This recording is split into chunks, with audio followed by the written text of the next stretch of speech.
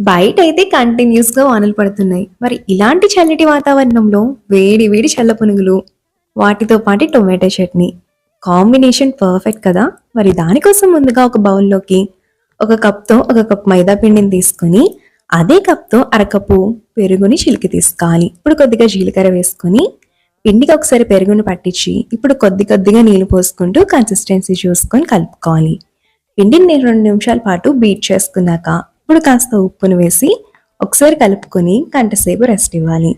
గంటసేపు ఆగి కాస్త వంట సోడా వేసి మరో 2 నిమిషాల పాటు పిండిని బీట్ చేసుకొని ఇప్పుడు మూకుట్లో నూనె వేడెక్కాక ఒక్కొక్కటిగా పునుగుల్ని వేసుకోవాలి. పునుగుల్ని గట్టి సహాయంతో రెండు వైపులకి కూడా తిప్పుకుంటూ చక్కగా ఈవెన్గా వేయించుకోవాలి. పునుగులు ఈ విధంగా కాస్త రంగు మారాక తీసేసుకోవడమే. మనకైతే బయట క్రిస్పీగా లోన చక్కగా చూపిస్తున్న విధంగా గుల్లగా పునుగులైతే రెడీ అవుతాయి.